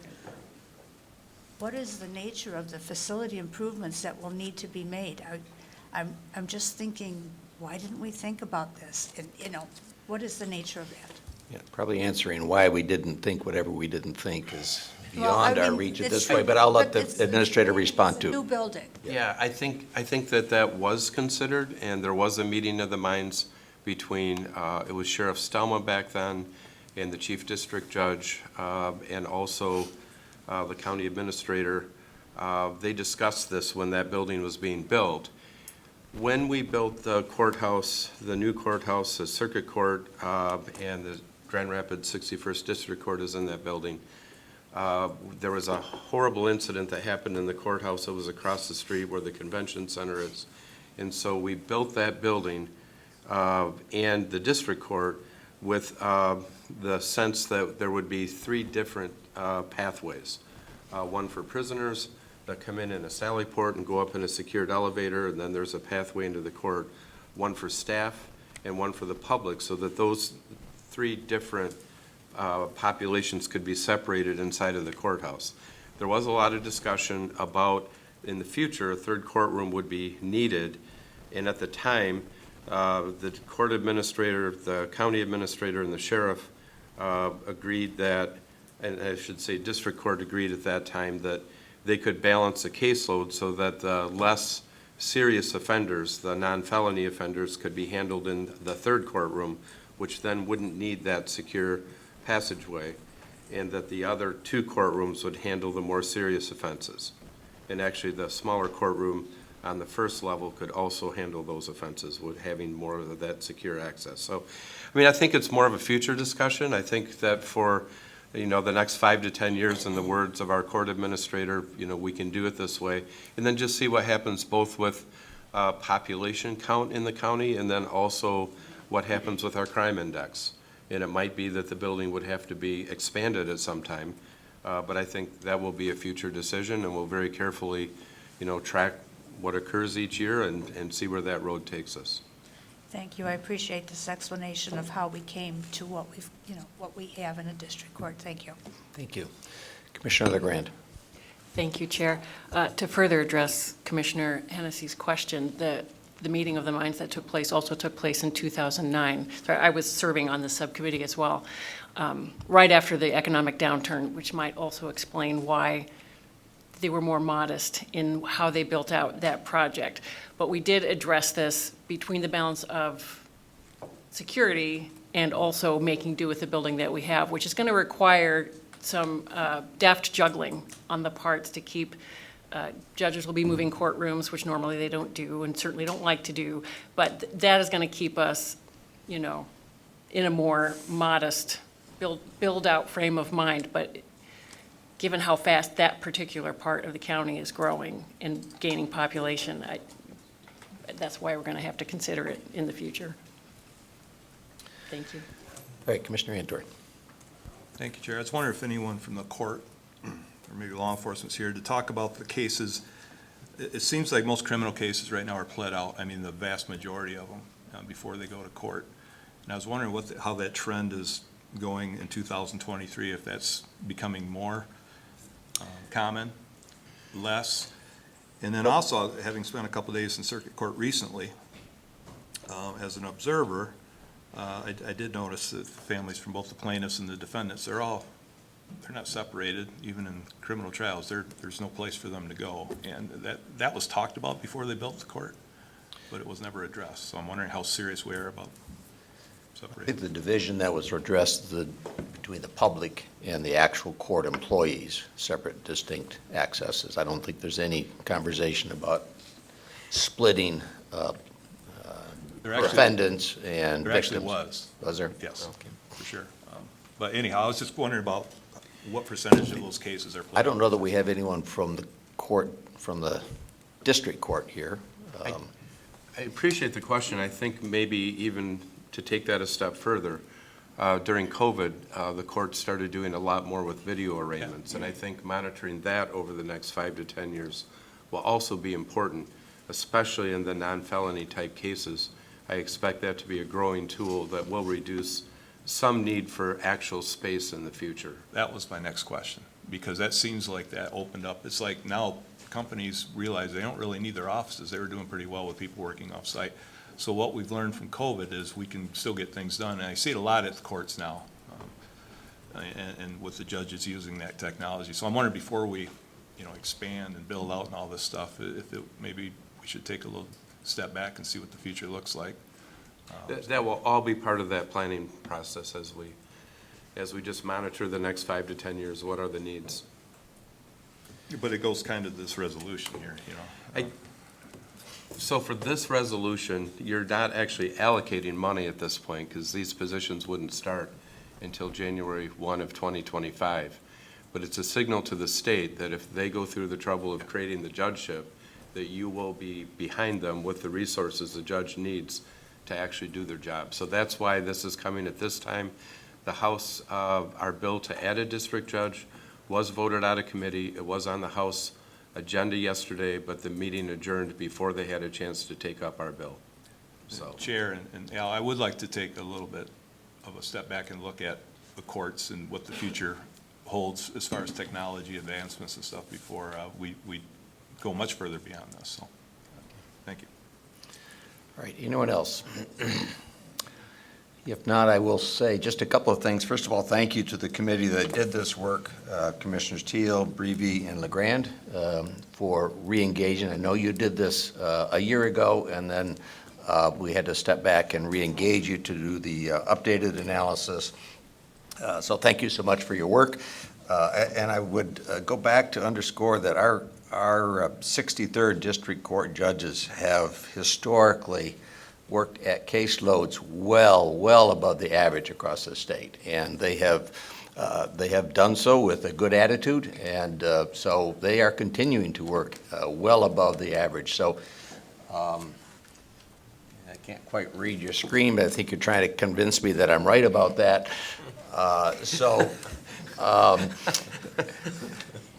So I think that the time has come for us to assure that we are providing the appropriate service to our constituents, to the public, and to assure that we have a sufficiently sized judiciary and court system to be able to address what we are currently demanding of them. So I certainly strongly support this resolution and think that we need to do it. All right, if not, there was a request for a roll call vote, and under 3.5B9, a request is to be granted when a roll call is asked. So therefore, we will do a roll call on this. Thank you, Mr. Chair. I did catch a niner in there. On the motion to adopt Resolution 112, Commissioners Boojak. Yes. Diaz. Yes. Pakla. Wooden. yes. Baker. Yes. LeGrand. Yes. Oliver King. Yes. Hennessy. Yes. McLeod. Yes? Sparks. Teal. Yes. Vice Chair Brady. Yes. Commissioners Coleman. Yes. Burl. Yes. Ponstein. Hildenbrand. DeBoer. Merchant. Antor. Green. Yes. Chair Steck. Yes. Mr. Chair, you have 19 yeas, 1 nay. The motion passes. Resolution 112 is adopted. Thank you very much. We'll now move to item 8C, and I'm going to call on Commissioner Boojak for this motion, if I could. I'd like to make a motion that we adopt Resolution 113 of today's date regarding the preservation of agricultural property in Kent County. Motion is made. Is there support? Supported by Commissioner Oliver King. Questions or comments on this motion? Commissioner Ponstein. Thank you, Chair Steck. So I just want to take this opportunity to thank the family. They're making a sizable donation to this preservation of the farms. But if anyone had the opportunity, even to drive up, but just to look at the notes of the farms around there that are starting to get to be preserved, a lot of them are from the same family that's been farming in this county for over 100 years. They've contributed a lot to support of jobs. They do a lot of hiring, I'm sure, of migrant workers. I guess it's, refreshing with all the things we hear about food safety, food security, water safety, quality. The American family farmer is the backbone of this country and made America country it is today because of that. And I just want to show appreciation for that. You know, it is the highest and best use of land. I don't think in the years that this property was owned by the family and being passed on to another member, you could probably count on one hand how many times they needed emergency services, you know, new infrastructure, and the list of costs that are put on to taxpayers. So I just want to give a shout out to the family for doing that. There's going to be a ceremony this afternoon to show the appreciation for them too. And I just want to thank them. And Chair, I request a roll call vote on this too. All right, Commissioner Bujack. Thank you, Chair Steck. I had the opportunity to go on a tour with the Agricultural Preservation group here in the county. It was hosted by Jenny Heffron. A busload of commissioners had the opportunity to go and actually see these properties that have been preserved over time with this PDR program through the county. And seeing is believing.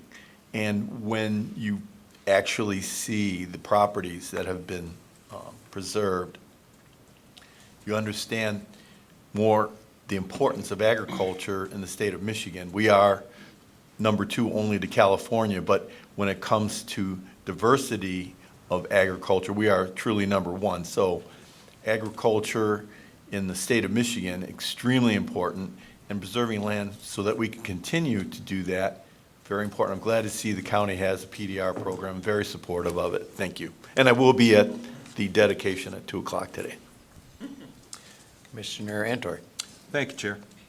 To Commissioner Ponstein's point, chickens don't go to school and cornfields don't dial 911 very often. So it's a good deal for us to have all this agricultural land. They're paying a lot of taxes, requiring very few services. But I think this is good but it's a Band-Aid. You know, it keeps it in our awareness. We're looking at this land and the program and what's the importance of preserving viable prime farmland. That's the big difference too. This is stuff that you can't replicate. And I'd like to remind everybody, as early as 2021, China corporations and government had purchased 384,000 acres of farmland. And thousands of those acres were around military and Air Force bases. So you can start to look at that and think, okay, what's going on here? We want to pave over the farmland. The Chinese want to buy it. That's an issue. And my guess is by now, going in 2024, maybe that number's double. I have to do a little more research on that. But this is something we have to look at. I think we take for granted. A lot of people just think, well, I'm going to go to the store and buy the food. They think that's where it comes from. They don't understand the process. And we've got, look to the east, man. I'm telling you, look to Lancaster, Pennsylvania, and just look at their program. If the realtors and the home builders are buying in the way they are out there in the schools, almost 100% at this point, they're buying into the program. They must be doing something right. So let's not ignore that anymore. Thank you. All right, anyone else? Commissioner Coleman. Thank you, Chair. So I've always been opposed to the purchase of development rights program because I think it's bad policy in a couple specific respects. One is just the limitations on the people of Kent County. So 400 years from now, regardless of what they think the best use of that land is at that moment, they're stuck with these restrictions. And the other aspect is that if somebody wanted to purchase this land, return it to more natural state of woodland for hunting or whatever purposes, they'd be restricted and unable to do so. And so I think PDR is bad policy for a good objective. And I appreciate the Agricultural Preservation Committee leading the charge on what's been successful in other areas, the transfer of development rights, or TDR. I think that's it fits within the existing systems of splits and whatnot, and could be a much more effective policy tool in actually advancing the goal here of good land use over time while supporting the natural economic system that we have, to ensure that we're meeting all of these goals, preserving farmland, increasing, housing affordability by increasing our housing supply, but doing it in a smart way. So I just want to say I appreciate the work being done. I think Grattan Township maybe has a pilot program on the TDR approach. I think that has the potential to be a good policy. All right, anyone else? Before we get to a second, anyone on a first comment?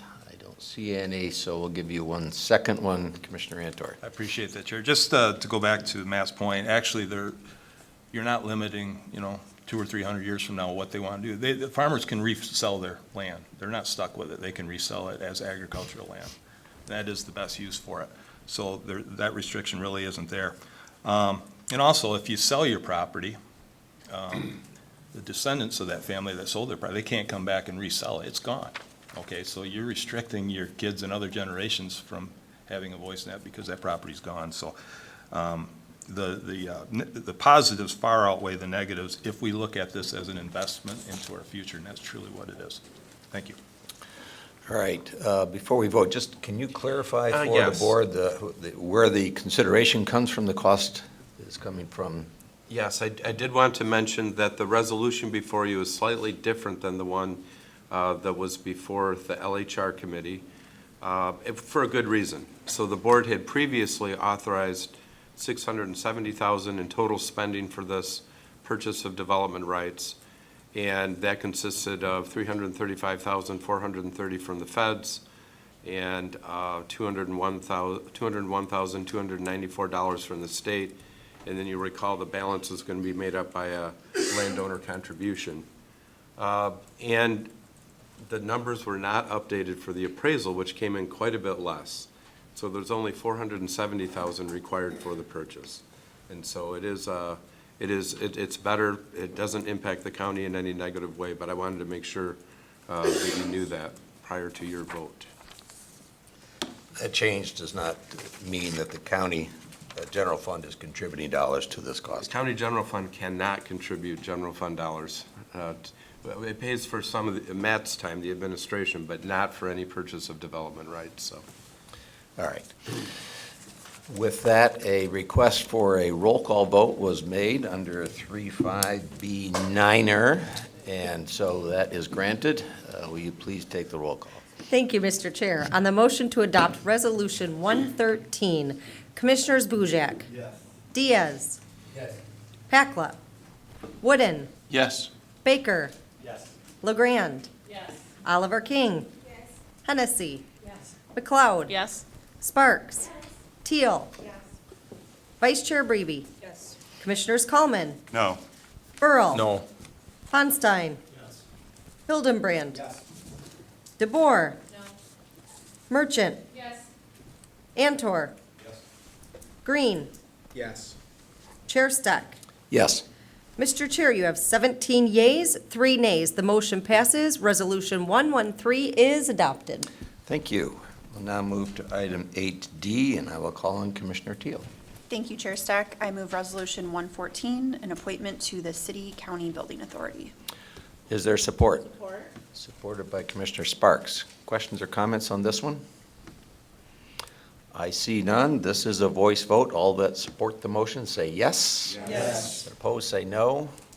It is approved. Thank you. That brings us to the end of our listed resolutions and brings us to our second public comment opportunity. If anyone from the public wishes to address the board on matters that are within our general jurisdiction, you may do so at this time. You have up to 3 minutes. Please identify yourself and provide us your address. How you doing, everybody? My name is D. Jones. I stay at 967 Tamarack. And I actually used to go to a place called, an organization is called Justice for Our Neighbors. I don't know if you guys know about this, but I used to actually sit there and I used to help people with their green card applications that didn't know how to speak English. And I've sat through and I help a lot of people with their applications, a lot of people from different ethnicities and backgrounds of different countries. And so to hear that immigrants play a large role in King County's growth, it was a cool thing because I really sat there at that church over there. It's a big church over there.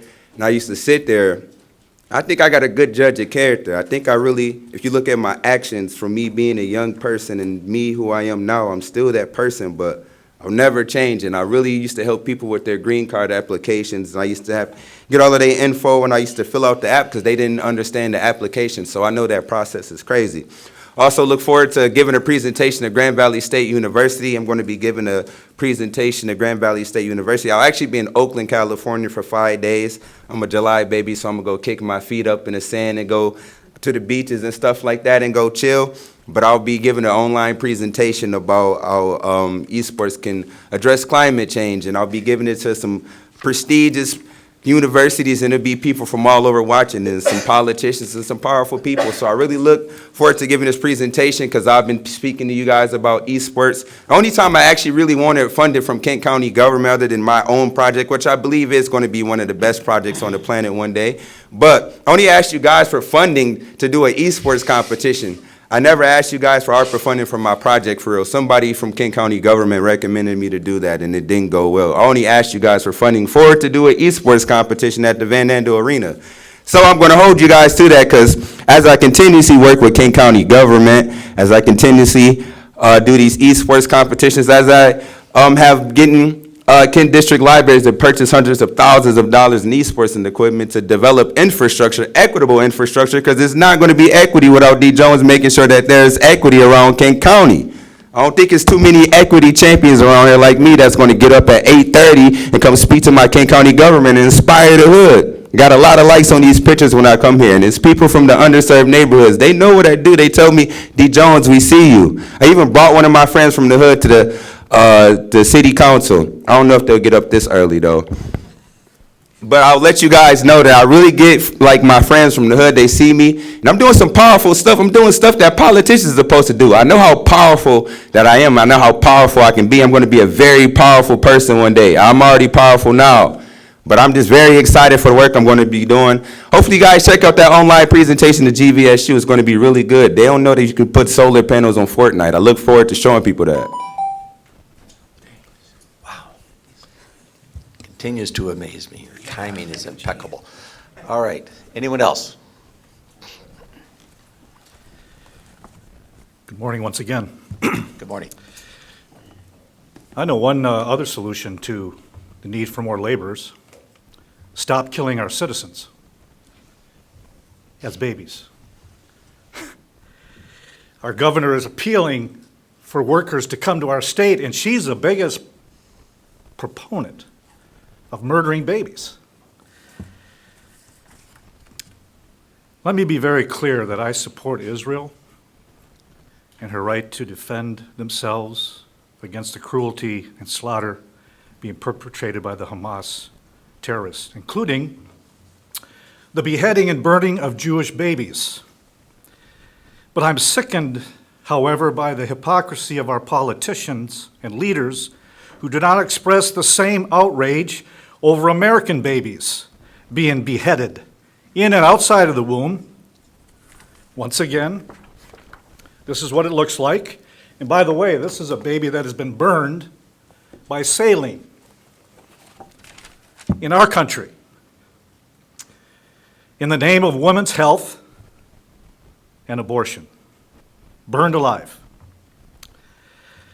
And now the murder pill being dispensed by the thousands to teenage girls without a prescription, to starve their unborn children in their wombs and then dispose of them in their toilets, including planned genocide at 425 East Cherry. Mr. Biden has no right to speak against the atrocities going on in Israel. He's one of the biggest murderers in our country. Neither does our governor. And I'm not slandering them. This is public comments. This is what she said recently. Go to her website. The loss of lives in Israel, children and families, is absolutely heartbreaking and appalling. There's no justification for violence against Israel. My support is steadfast. I hope you know that she is one of the big purporters of murder in our state. Not only with our fellow Michiganders, but she is now appealing to those from other states to come to Michigan if they can't get their baby murdered, like in Indiana. Come to our state and we'll pay for it. I hope each one of you that have a powerful platform and influence speak out against this.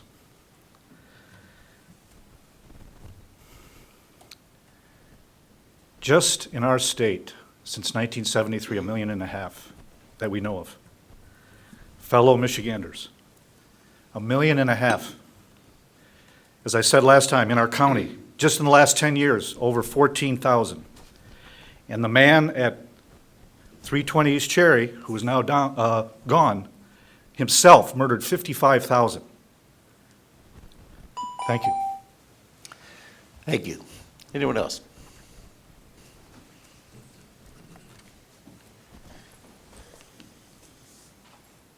Good morning. Good morning. Rodney Harrison, 11881 Fruit Ridge Avenue, Kent City, Michigan. This is the third Board of Commissioners meeting I've attended, and I'm sure there'll be many more until I see some action. I want to reiterate what I've talked about in the past two meetings.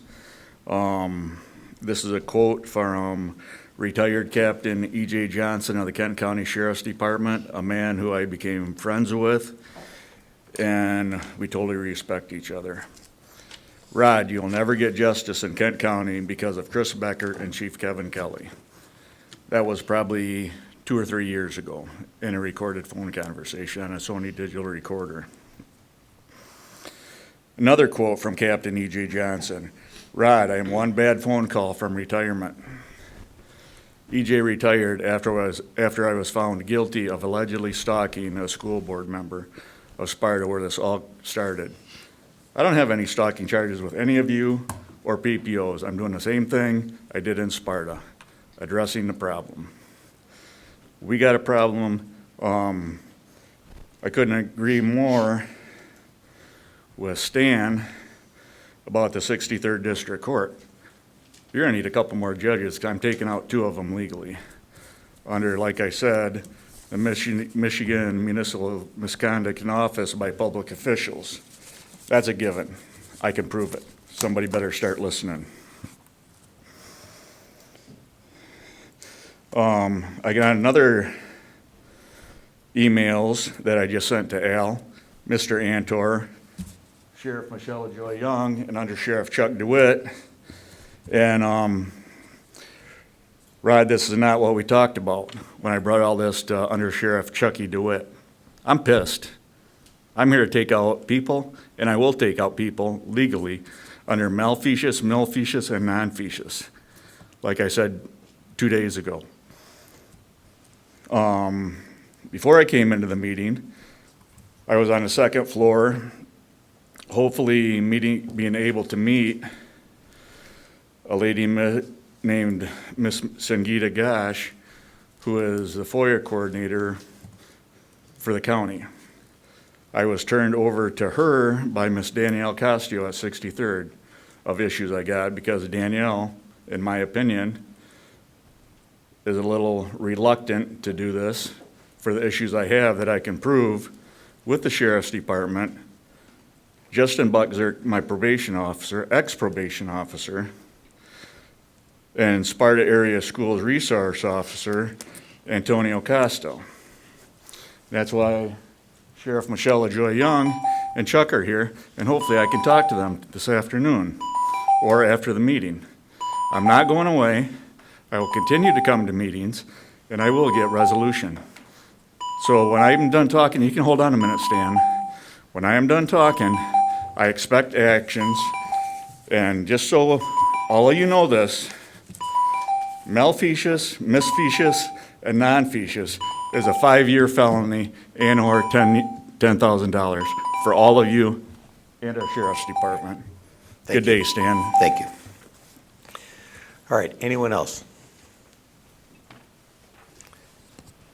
Good morning again. Good morning. Yes, my name is Shannon Tanis. I would like to give loving memory to Paul Orlow and Michelle Kling that recently became victims of David Morawski's oversight as wards.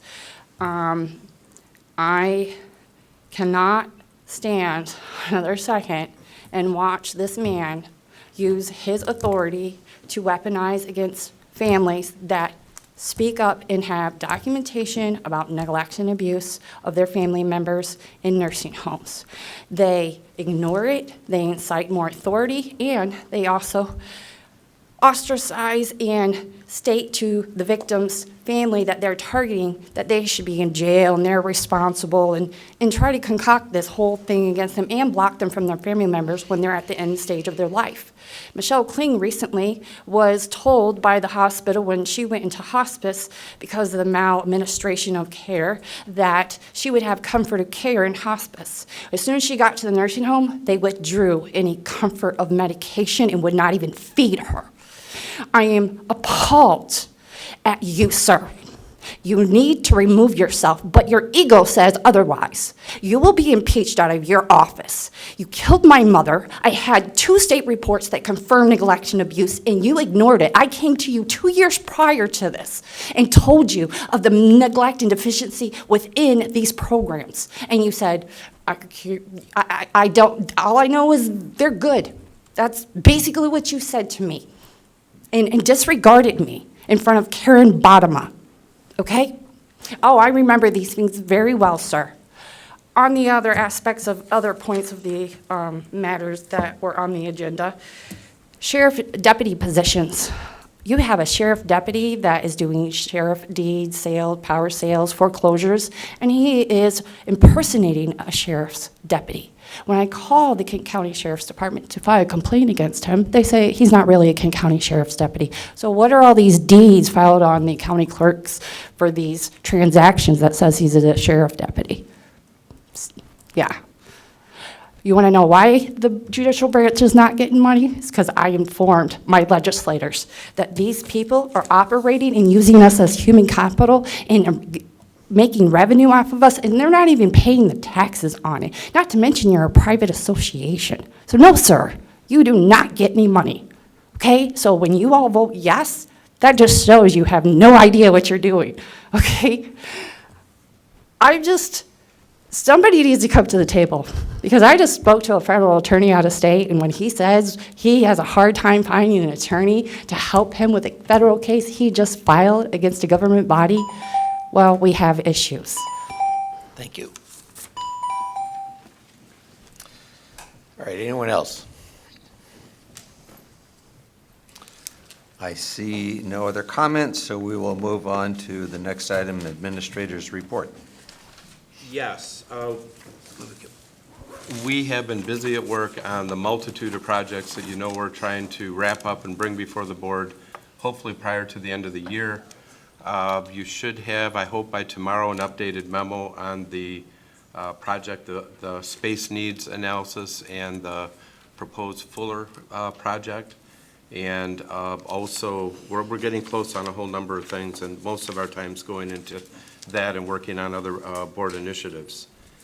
Also, just wanted to mention, again, I don't intend to use my time as a civics lesson, but the court and the Board of Commissioners and the county administrator have no authority over the courts or the judges. That comes straight from the Constitution to the courts and the judges. And 4 of our 5 elected officials get their authority straight from the Constitution, the exception being the Drain Commissioner, whose authority comes from state statute. I must have a lot of doppelgangers out there. I can honestly say I have never dealt with these issues. I'm not sure exactly where that's coming from. But there are procedures in state law, with procedures of accountability for elected officials, for judges, for courts, that do not involve the County Board of Commissioners or the county administrator. There are some aspects where the county board does have authority with county elected officials and judges. You approve their budget.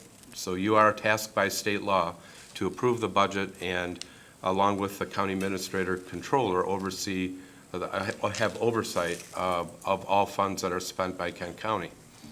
Also, under state law, the County Board of Commissioners has the role of deciding what elected officials, including yourselves, should make.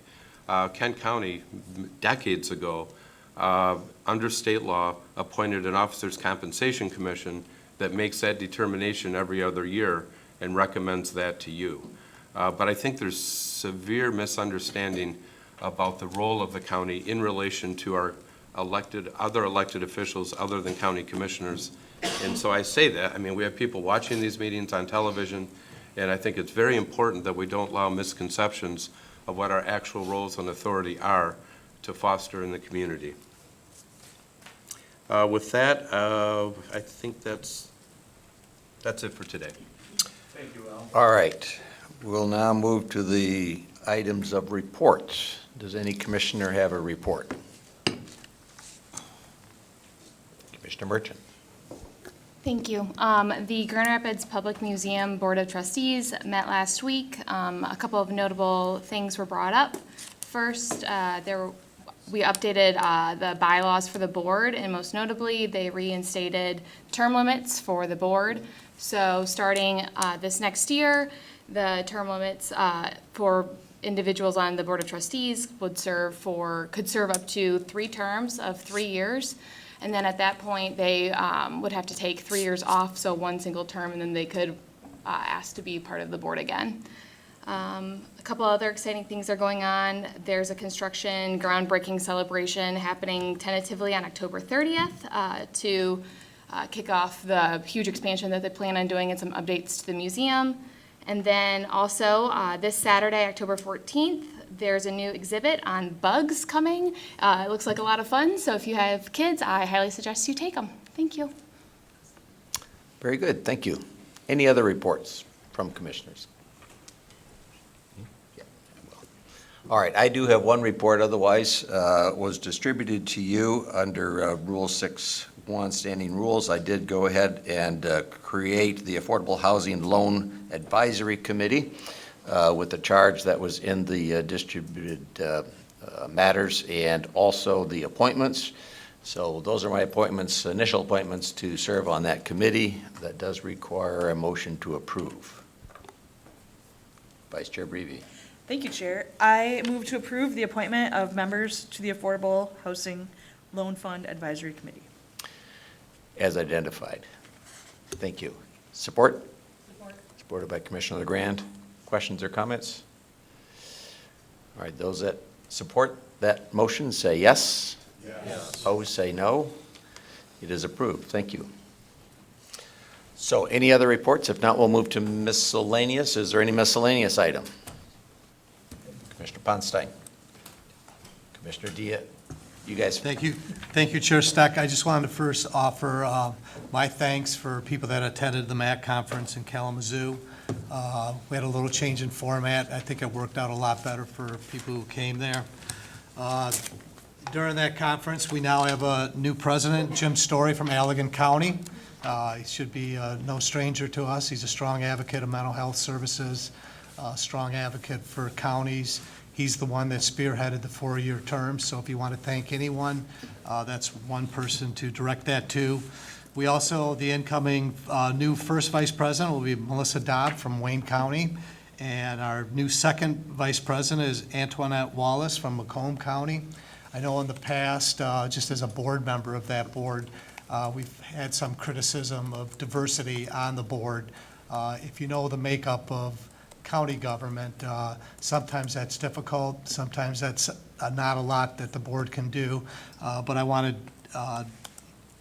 show that things were in place to add more diversity, and then the last election, we lost 7 board members, a few to re-elections, and others that just wanted to do something else. But the 2 new ones, Melissa Dobb, especially Antoinette, is a person of color. I think more than anything, those 2 will add a little bit younger look on the MAC Board of Directors, and I look for great things on their leadership as they progress through the organization. And then to close, Commissioner Coleman, I agree with you 100%. I don't think PDR is the right program, but no one else is talking about anything else. There are other things we can do that don't cost government money, doesn't lock up the land, but for some reason when it comes to farmland, we just don't get it. Maybe 400 years, someone may disagree with something of one of the farms that were preserved today. Hopefully we don't disagree that they still need to eat and drink water. And I think that's the driving point. There are things around here, I'd love to have a conversation, but that's all we seem to do. We had the original report that, I think I still got my copy. It works good on a windy day to keep something propped open, but not a lot has been done to that. We had another subcommittee report on agriculture that was spearheaded by then Chairman Jim Salfeld.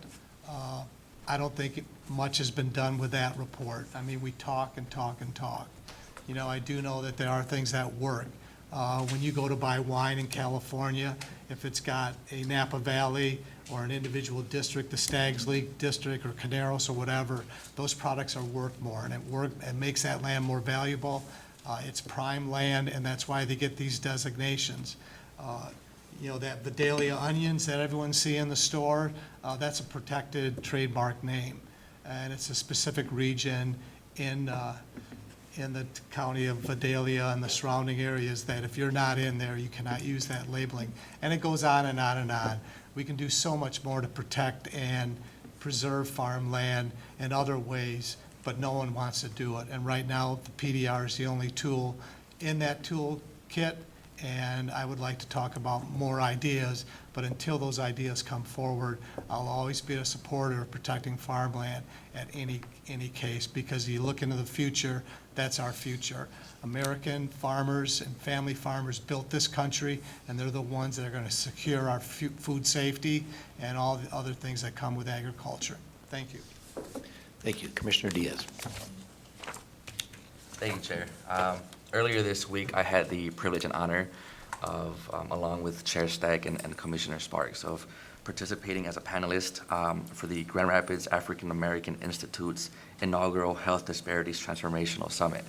You know, at that summit, there were civil rights leaders that worked with Dr. King decades ago, healthcare professionals, entrepreneurs, nonprofit leaders. And it was really great seeing the community come together and talk about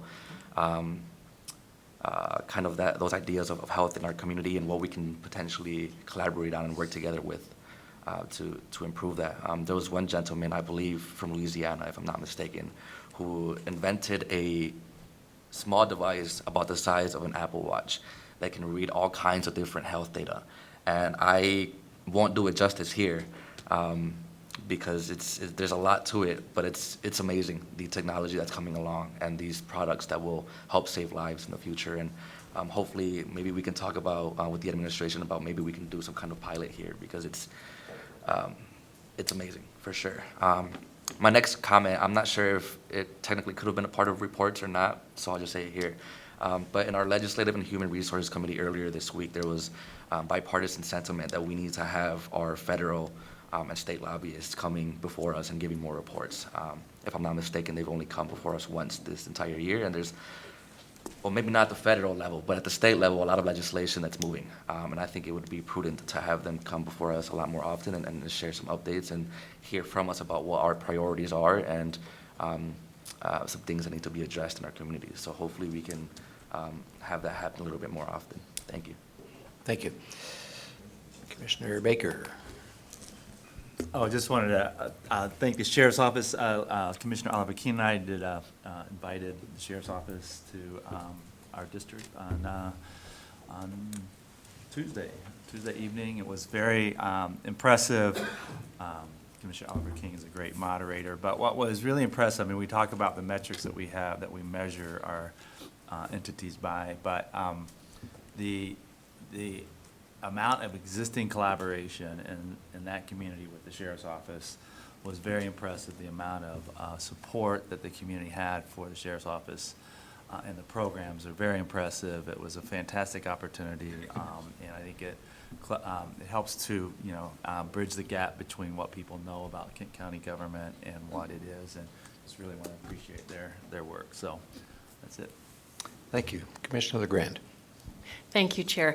Just briefly, I'm going to have the pleasure later today of going to visit the new Network 180 offices over in 82 Ionia, and I know that they are very grateful to be in that building. They're very pleased with how it's turned out, getting that space ready for them, and the administration has really had a challenge making do with the the failure of their last office and being temporarily at the health department. So thanks to the health department for making space for them.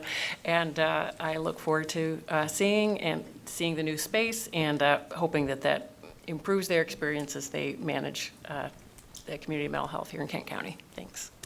It'll be interesting to see what they can do with 82 Ionia. All right, Commissioner Hennessy. Thank you. I received yesterday a notice that the Association for the Blind and Visually Impaired, which is partially funded by our senior millage funds, is going to have a White Cane Awareness Day, and it will be tomorrow from 10 to noon downtown, beginning at the Calder Plaza. And it is to, show how the awareness of people who carry a white cane and getting around the downtown area.